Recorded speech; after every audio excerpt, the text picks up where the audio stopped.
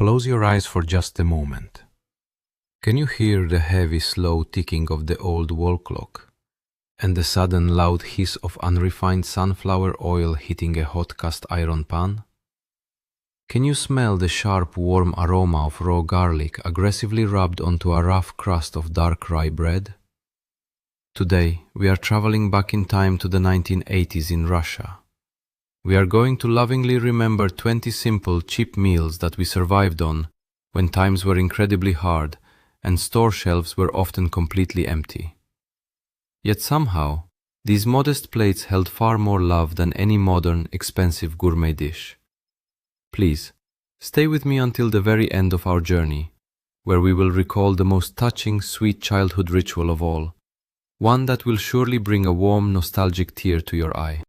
Back then, time flowed entirely differently. Days felt long and full, measured not by endless notifications on a glowing screen, but by the slow, comforting simmering of broth on a small stove and the gently fading light outside the frosted kitchen window. We knew the true, deep value of waiting. Waiting in long lines for basic groceries, waiting patiently for dough to rise under a clean linen towel, waiting for the whole family to finally gather around a small, squeaky kitchen table. Modern voices often say we were emotionally starved because we lacked today's endless conveniences, but that could not be further from the truth. Our lives were immensely rich in absolute sincerity. A shared, steaming pot of potatoes instantly brought neighbors together. A borrowed cup of white flour sparked beautiful, lifelong friendships. We did not have much money at all, and our old refrigerators were often bare, but our hearts and our tiny homes were always entirely open. We survived and we thrived because we had each other, and we cleverly turned the absolute simplest, cheapest ingredients into magnificent feasts of genuine human connection. Let us start with that legendary, unforgettable slice of white bread with butter and sugar. Do you recall the heavy, slightly damp loaf of white bread you would proudly bring home from the local bakery, often half-eaten on the way? You would carefully cut a thick slice, spread a generous, thick layer of yellow butter that had been slowly softening on the warm kitchen table, and then sprinkle it heavily with ordinary, coarse, granulated sugar. The sugar crystals would crunch loudly and joyfully right near your ear as you took that first massive, eager bite. This was our ultimate dessert, our special birthday cake, our quick energy boost before running back out into the noisy yard to play with the neighborhood children until dusk. We did not need fancy artificial pastries in bright, noisy wrappers. The brilliant combination of creamy, rich butter, melting slightly into the porous, fresh bread, beautifully topped with a sweet, sharp crunch of white sugar, was purely magical. Mothers would lean out and hand this to us right through the open window on the ground floor, the sweet white crumbs falling softly onto our shirts as we eagerly chewed. It was a taste of pure, carefree joy, a testament to exactly how our mothers could easily create a magnificent treat out of absolutely nothing. We would happily share it with friends, breaking off sticky pieces.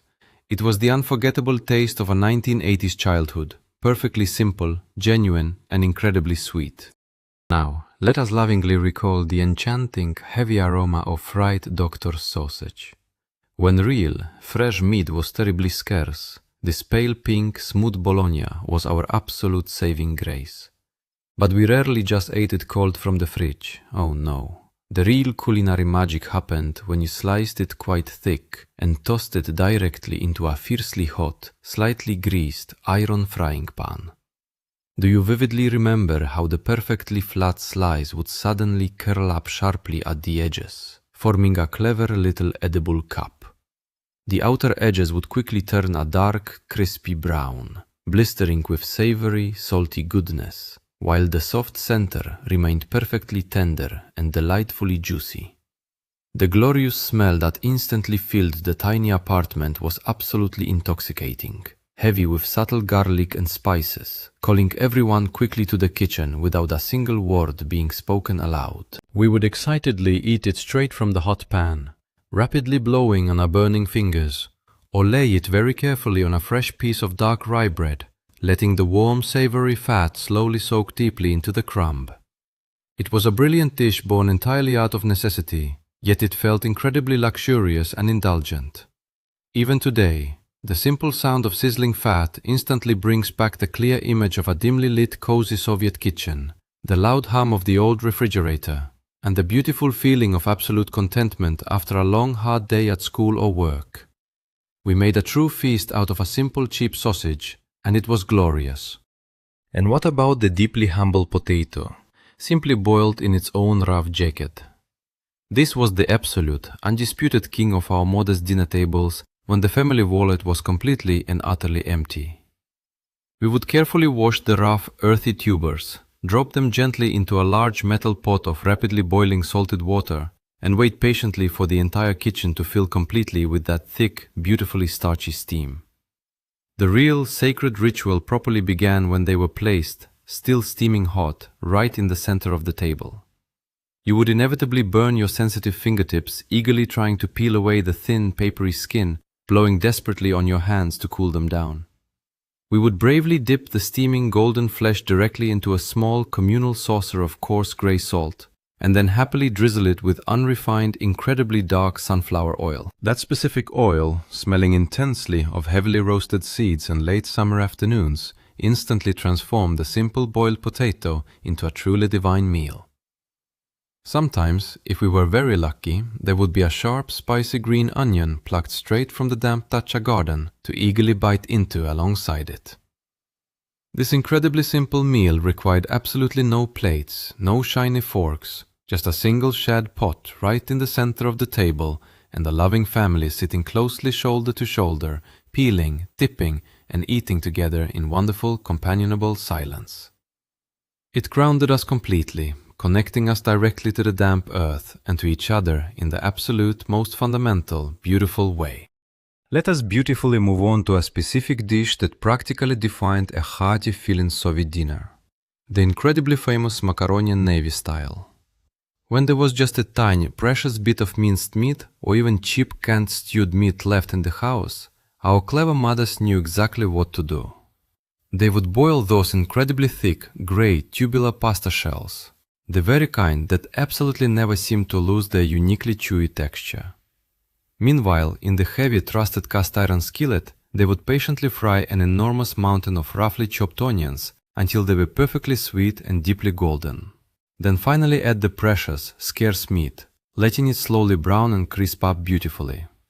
Carefully mixing the two together instantly created a glorious masterpiece of savory, immense comfort. The thick pasta would brilliantly catch the rich, fatty meat juices, and the sweet, caramelized onions added a wonderful depth of flavor that felt incredibly luxurious for such an unbelievably cheap meal. We would hungrily eat it from deep, chipped enamel bowls, desperately scraping the very bottom to get every last piece of crispy meat and soft onion. It was the food of brave sailors, they proudly told us, food meant for incredibly strong, resilient people. And we truly felt remarkably strong while eating it. It was wonderfully heavy, incredibly filling, and deeply satisfying, an absolutely perfect remedy for the fiercely cold Russian winters and the quiet anxieties of uncertain times, completely warming our bellies and our young spirits. Do you deeply remember the sheer, unadulterated delight of homemade sweet chocolate sausage? When real, beautifully boxed chocolates were a very rare, expensive luxury, our mothers instantly became powerful magicians, cleverly transforming incredibly cheap, plain shortbread cookies into a truly festive delicacy. The fun ritual beautifully involved the entire family. We would sit eagerly at the kitchen table, aggressively and joyfully crushing the hard cookies with a heavy wooden rolling pin or our bare hands until they turned into rough, uneven crumbs. Then this massive pile of crumbs was carefully mixed with precious melted butter, a little sugar, a splash of milk, and that incredibly precious dark cocoa powder from the iconic green cardboard box. We would excitedly knead the sweet, incredibly sticky mass, roll it very tightly in wax paper or a simple plastic bag to shape it exactly like a real salami, and quickly banish it to the freezing cold balcony or freezer. The waiting was absolute sheer agony for a young child, but when it was finally taken out, frozen rock hard, and carefully sliced with a sharp, heavy knife, revealing the bright white cookie pieces that looked exactly like pieces of real fat in a sausage, the joy was truly immeasurable. It was wonderfully chewy, intensely chocolatey, and melted beautifully on the warm tongue.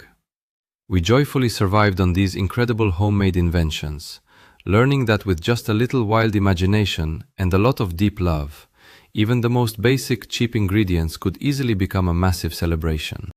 Sometimes, the absolute greatest, most memorable meals required absolutely no actual cooking at all, like a rough crust of fresh, dark black bread aggressively rubbed with raw garlic and coarse salt. This was the ultimate, undisputed street snack for any Soviet child running outside. You would happily take the end piece of a dark, sour rye loaf, the famous gorbushka, which was always the absolutely chewiest and most flavorful part of the whole bread.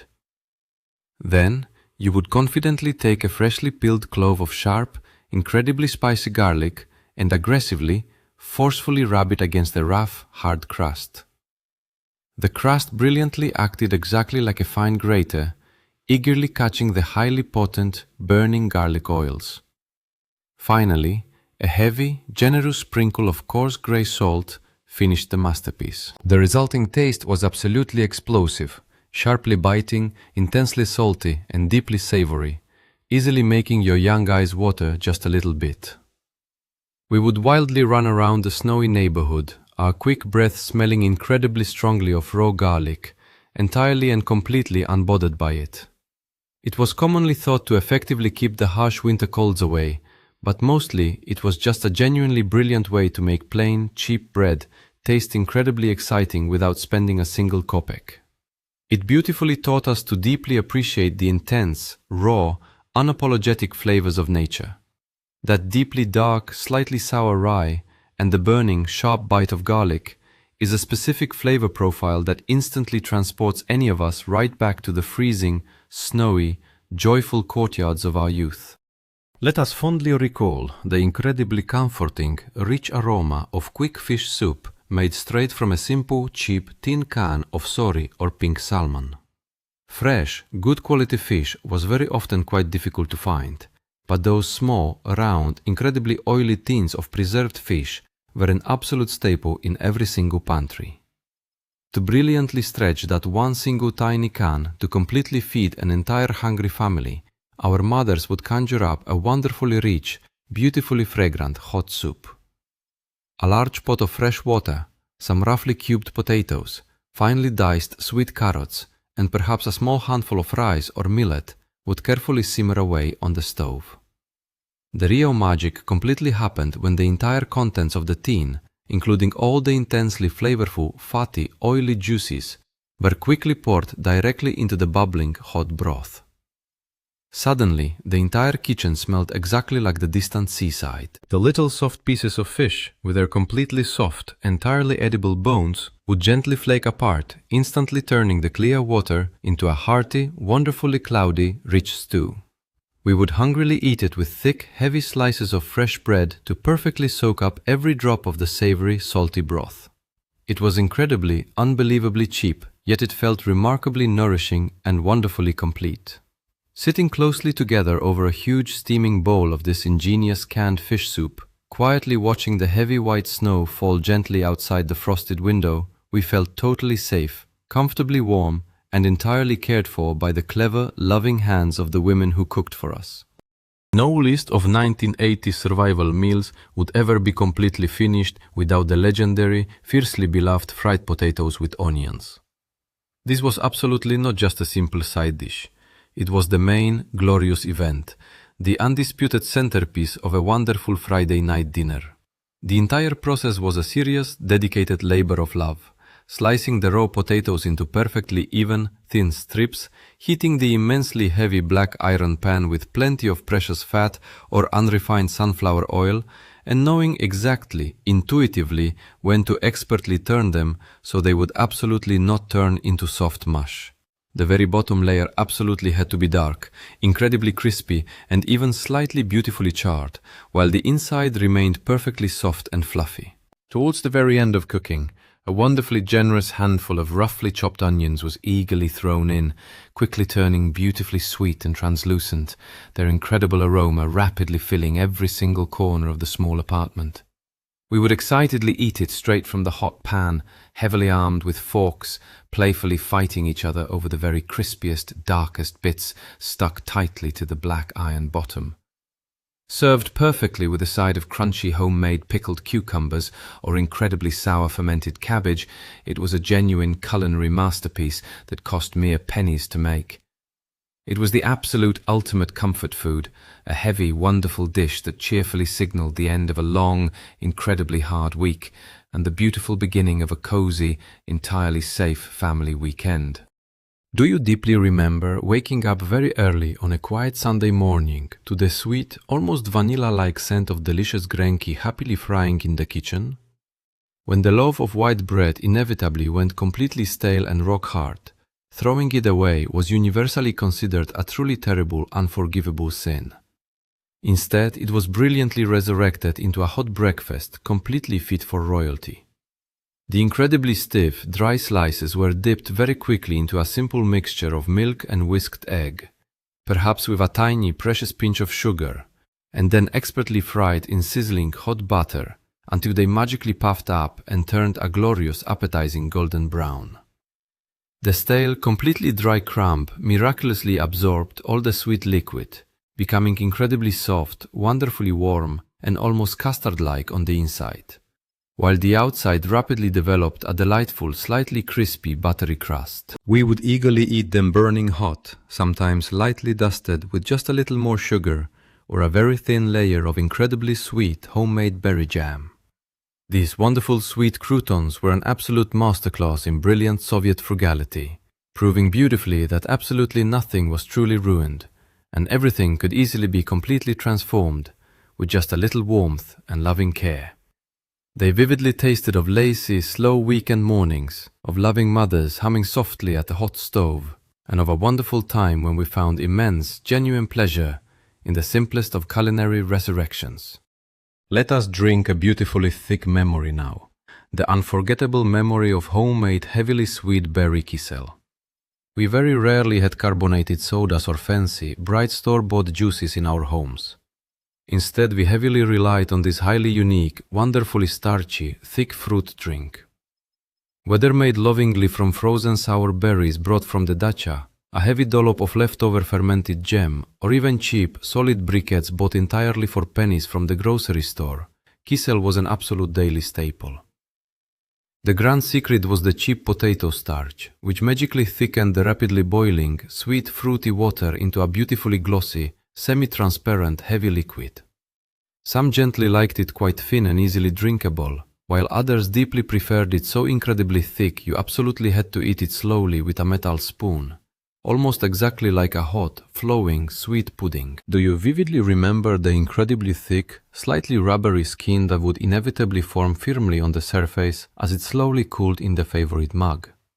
As young children, we were fiercely divided. Some absolutely hated that strange skin, while others would carefully, joyfully peel it off and eat it entirely first, as a very special, strange treat. Hot kisel was wonderfully soothing, remarkably warm and beautifully coated the empty stomach. It was exactly like a comforting, warm hug in a simple mug, a highly clever way to stretch a very small amount of fruit into a wildly filling, sweet dessert that kept us going bravely through the long, intensely dark winter afternoons. Now, let us lovingly remember not just the simple meal, but the profoundly sacred, unforgettable winter ritual. The grand mass production of homemade pelmeni. Real meat was incredibly expensive, so to brilliantly make it last for weeks, it was heavily ground up with plenty of sharp onions and cleverly encased in thousands of tiny, soft dough pockets. But the beautiful meal itself was entirely secondary to the glorious process. The entire family would happily gather closely around the main living room table, lightly, beautifully dusted with white flour. Father would strongly roll out the heavy dough. Mother would rapidly cut the small perfect circles with an upside-down glass, and the loud children would carefully place the tiny meatballs and pinch the soft edges. We would pinch, fold, and carefully connect the ends, happily making row after beautiful row of perfect floury dumplings. We would talk deeply, laugh loudly, and listen to the old radio for hours on end. These pelmeni were then carefully frozen on large wooden boards right out on the freezing, snowy balcony. When times were incredibly tough and there was absolutely nothing else for dinner, a large handful of these beautifully frozen treasures rapidly boiled in salted water with a fragrant bay leaf was an absolute feast. We would eagerly eat them with a sharp splash of vinegar, strong mustard, or a tiny precious dollop of rich sour cream. They vividly tasted of profound unity, of beautiful shared labor, and of a strong family standing proudly and warmly together against the bitter cold. Let us warmly turn our eager attention to the absolute brightest, most colorful spot on a gloomy, dark winter table, the deeply humble vinaigrette salad.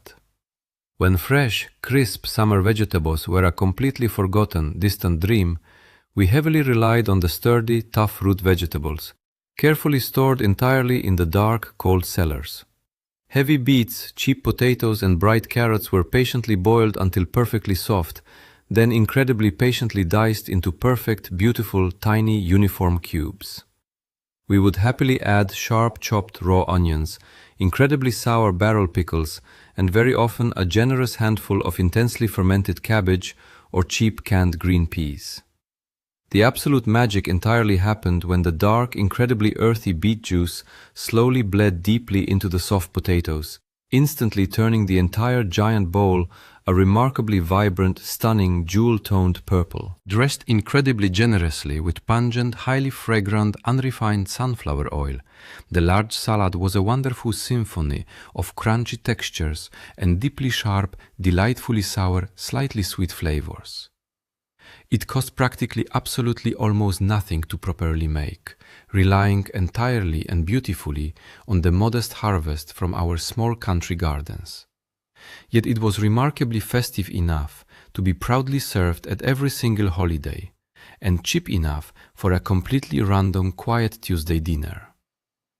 Eagerly eating vinaigrette felt exactly like eating the very pure essence of the Russian earth. A beautiful, vibrant reminder of the warm summer sun, carefully preserved straight through the harsh, freezing winter, bringing brilliant color and life to our modest tables. Do you deeply recall the deeply earthy, wonderfully roasted aroma of hearty buckwheat porridge, lovingly served with cold, fresh milk? Buckwheat was a genuine, powerful staple that brilliantly kept our small bellies incredibly full and our growing bodies strong. Very often it was happily served as a heavy, savory side dish with a little meat gravy, but when there was absolutely zero meat in the house, it instantly transformed into a wonderfully comforting, utterly simple supper. The dark, tiny, pyramid-shaped grains were carefully, meticulously sorted by hand right on the table to remove any tiny stones, then rapidly boiled until they beautifully split completely open, becoming wonderfully fluffy and beautifully soft. Then we would happily spoon the incredibly hot, aggressively steaming porridge into a deep, heavy ceramic bowl and pour freezing cold fresh milk straight from the glass bottle right over it. Sometimes we would eagerly add a large spoonful of white sugar to make it a very special, incredibly rare sweet treat. The brilliant stark contrast between the remarkably hot, intensely earthy grains and the freezing cold, delightfully sweet milk was absolute pure culinary perfection. You absolutely had to eat it quickly, right before the milk warmed up and the porridge sadly grew cold. It was incredibly, wonderfully filling, a remarkably cheap, deeply nutritious meal that required almost absolutely no actual culinary skill, but confidently delivered immense, deep satisfaction. It was exactly the taste of a quiet, extremely peaceful evening at home, the old radio murmuring softly in the background, knowing deeply that despite the depressingly empty shelves in the grocery stores, you would absolutely not go to bed hungry. Let us warmly talk about the absolute most dangerous and deeply thrilling dessert of our entire era. Slowly boiling a firmly closed tin can of sweet condensed milk. This was entirely not a meal, but a brilliant desperate survival tactic for those deeply desperate for a remarkably rich, heavy caramel treat. You would bravely take that incredibly iconic blue and white tin can, carefully remove the paper label, submerge it completely and deeply in a large pot of water, and let it aggressively boil for 3 incredibly long, agonizing hours.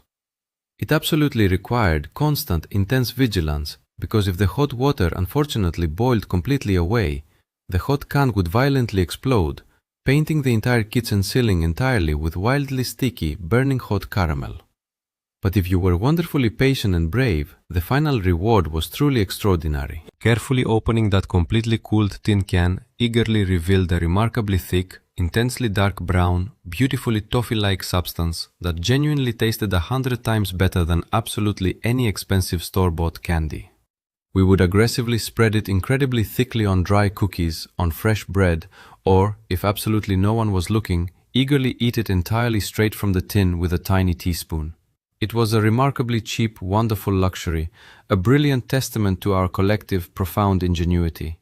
We brilliantly turned a basic, simple pantry staple into an exquisitely rich confection, proving beautifully that a little deep patience and a bit of brave risk could easily yield the absolute sweetest, most genuinely memorable rewards of our childhood. Sometimes the memory of a smell is remarkably stronger than the distinct memory of a taste. Do you deeply remember the sharp, incredibly roasted scent of thick, heavily unrefined sunflower oil? When the home pantry was completely and totally bare right before payday, there was almost always a heavy loaf of heavy, slightly sour black bread and a glass bottle of that incredibly dark, fragrant oil. We would happily tear off a large piece of the wonderfully soft, slightly moist crumb, carefully pour a little puddle of oil straight into a small porcelain saucer, and vigorously add a heavy pinch of extremely coarse grey salt. You would happily dip the dark bread directly into the oil, watching the crumb very quickly soak up the golden liquid, then dip it very lightly right into the coarse salt. The beautiful flavor was incredibly robust, perfectly nutty, delightfully salty, and wonderfully sour entirely all at once. It was a tiny meal, stripped completely down to the absolute bare essentials. Yet it absolutely never once felt like a punishment or sad poverty. It was a heavily beloved, fiercely craved snack, a wonderful quick bite directly between household chores or difficult homework. It beautifully taught us to deeply and genuinely love the absolute elemental tastes of our homeland. The dark grain, the roasted seed, and the sharp salt. It was pure, unapologetic survival food that tasted exactly, profoundly like home, entirely grounding us in the undeniable reality of our slightly austere but deeply, wonderfully cherished youth. Now, let us fondly recall exactly how our clever mothers could magically make common, cheap vegetables completely masquerade as very expensive meat. Enter the famous, brilliant cabbage cutlet. When pork or beef were absolutely nowhere to be found in any store, a huge, remarkably cheap head of white cabbage was our absolute salvation. The tough cabbage was incredibly finely chopped or softly boiled and heavily ground up, then cleverly mixed with just a little semolina or leftover dry bread, a single precious egg, and some sharp onions to quickly form remarkably soft, perfectly pale patties.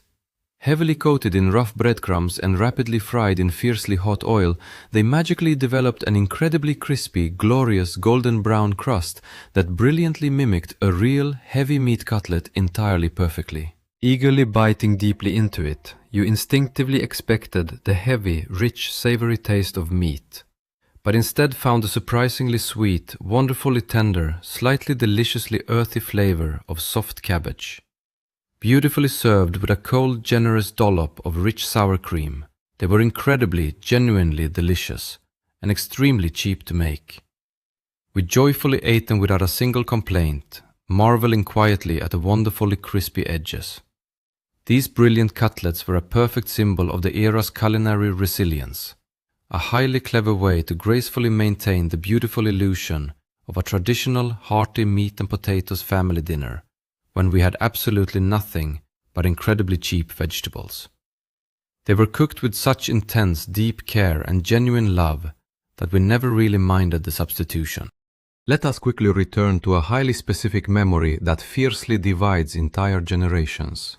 The remarkably classic semolina porridge, lovingly known as manka. For some, it is sadly a terrible nightmare of strange, chewy lumps, but for very many of us, it was the wonderfully warm, deeply comforting start to a fiercely freezing winter school day. A remarkably cheap, simple bag of semolina could easily and effectively feed a large family for weeks. The absolute critical trick was perfectly pouring the extremely fine, sandy grains straight into the hot, bubbling milk in a very slow, incredibly steady stream, while stirring absolutely frantically to successfully avoid those fiercely dreaded lumps. When cooked perfectly right, it was an incredibly smooth, beautifully velvety, remarkably thick, sweet cream. Because it was incredibly bland entirely on its own, the immense joy was found entirely in the toppings. A beautiful small square of bright yellow butter, slowly melting happily into a tiny golden pool directly in the center.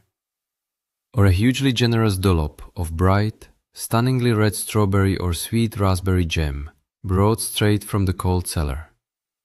We would incredibly carefully swirl the bright jam, creatively creating remarkably beautiful red marble patterns, straight into the white porridge, eating very slowly around the edges first to cleverly make the treat last longer.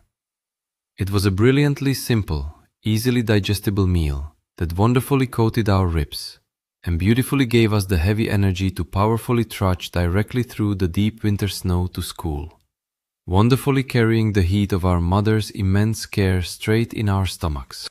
What did we bravely do when there was absolutely no meat for our macaroni, not even a tiny little bit of canned stew?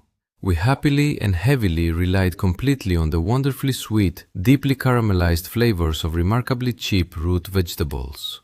Rapidly boiling the absolute cheapest, thickest pasta we could possibly find, we would simultaneously aggressively fry an absolutely enormous amount of roughly grated carrots and finely diced sharp onions in a hugely generous amount of strong sunflower oil.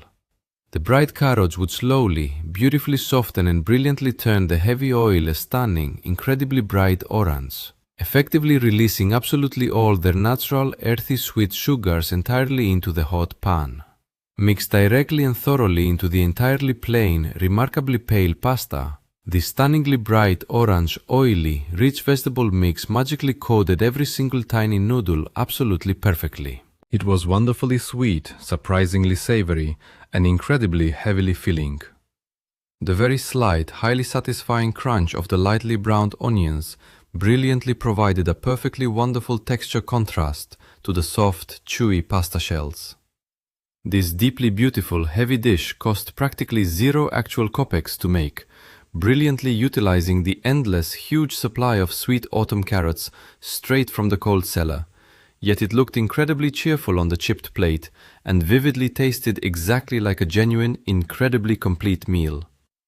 It taught us beautifully that rich, highly satisfying flavors do deeply not only come from meat, they magically come from patiently browning entirely simple vegetables in a pan, magically drawing out their heavily hidden potential with just a little heat, time, and immense love. Let us fondly remember the incredibly sharp, beautifully tangy aroma of heavily stewed cabbage, rapidly filling the extremely tight, remarkably dark corridors of our tall apartment buildings. A genuinely massive head of plain white cabbage cost mere tiny pennies, absolutely making it the incredibly ultimate, highly reliable stomach filler. Expertly sliced into incredibly long, very thin ribbons, it was stewed incredibly slowly for hours, in a remarkably large, incredibly heavy pot, with just a tiny little bit of red tomato paste, chopped onions, and heavily grated carrots until it became unbelievably soft, fiercely sour, and deeply savory. The absolute real treat, however, was clearly when Mother incredibly miraculously managed to find just a few very cheap, simple wieners, or entirely small, remarkably pale sausages to carefully slice into tiny, precious coins and throw straight into the wildly bubbling pot. The slightly deeply smoky, wonderfully fatty juices of the very cheap sausages would remarkably quickly seep directly into the highly acidic cabbage, brilliantly creating a remarkably balanced and incredibly deeply comforting, rich stew. We would excitedly eat incredibly massive, rapidly steaming portions of this intensely dark orange mixture entirely with a remarkably thick, extremely heavy slice of black bread to perfectly mop up absolutely all the tangy, incredibly delicious hot juices left heavily at the very bottom of the plate. It was an incredibly heavy, remarkably rustic meal that warmed you absolutely completely from the inside completely out. A genuinely true testament to how the remarkably sharp bite of heavily stewed cabbage could quickly elevate a tiny scrap of incredibly cheap meat into a highly grand, hugely satisfying dinner for the whole family. Finally, let us very warmly recall a highly specific, wonderful dish that absolutely guaranteed a remarkably bright, completely genuine smile on every single young child's face. The famous, incredibly brilliant meatball hedgehogs, or yozhiki. When ground minced meat was simply incredibly precious and far too genuinely expensive to make completely solid, entirely traditional heavy cutlets, it was heavily, quite cleverly stretched with plenty of completely plain, heavily boiled white rice. These beautifully soft, extremely rice-filled meatballs were gently, carefully dropped into a very wide pan, heavily filled with a quite thin, entirely watery tomato or rich sour cream sauce to slowly stew entirely on the stove. As they cheerfully bubbled and beautifully cooked, the bright white grains of plain rice would magically, beautifully, swell completely up and poke straight entirely out of the cooked savory meat, easily making the beautiful little round balls look incredibly exactly like tiny, extremely prickly hedgehogs resting warmly in the pan. It was an incredibly brilliant, highly genuinely playful way to remarkably cleverly disguise exactly the sad fact that we were practically mostly eating entirely cheap grain instead of incredibly expensive, real meat. We absolutely entirely adored them, eagerly cutting into a wonderfully soft, incredibly warm hedgehog with an old bent fork, quickly letting the beautifully creamy, pale pinkish tomato sauce mix entirely perfectly with the rice and meat, was absolute, pure culinary comfort. They were incredibly, surprisingly tender and completely soft, practically entirely melting heavily in the mouth. It was a deeply magical, brilliant meal that wonderfully showed us exactly how incredibly hard times, remarkably, did not ever mean the end of genuine childhood joy or daily playfulness. Our loving mothers remarkably made sure that even the absolute cheapest, poorest meals were served entirely with a huge touch of magic. We have slowly reached the quiet end of our heartfelt journey right through the 1980s kitchen. Are you quietly crying just a little bit? It is completely, wonderfully natural. Looking warmly back, we slowly realize that we absolutely do not simply miss the heavy taste of fried bologna or the crunch of sweet bread. We deeply, profoundly miss our youth. We deeply miss the incredible feeling of time seemingly standing entirely still, the absolute beautiful certainty that our beloved mother's warm, incredibly gentle hands could easily fix absolutely any problem with a simple, warm meal, and the entirely irreplaceable immense warmth of sitting tightly around a tiny, incredibly cramped table with the beautiful people we loved the most. Those remarkably cheap, entirely simple meals were heavily seasoned with a profound level of deep sincerity and genuine, powerful human connection that all the money in the entire world absolutely cannot ever buy today. If these deeply fond memories gently warmed your soul, please respectfully subscribe to the channel and leave a warm like to closely help perfectly preserve our remarkably beautiful, completely shared history. And right now, I want to gently ask you, which of these 20 simple meals was your absolute entirely favorite? Or is there another wonderfully cheap childhood dish you remarkably still fiercely crave to this day? Please tell me your entire beautiful story down in the comments below.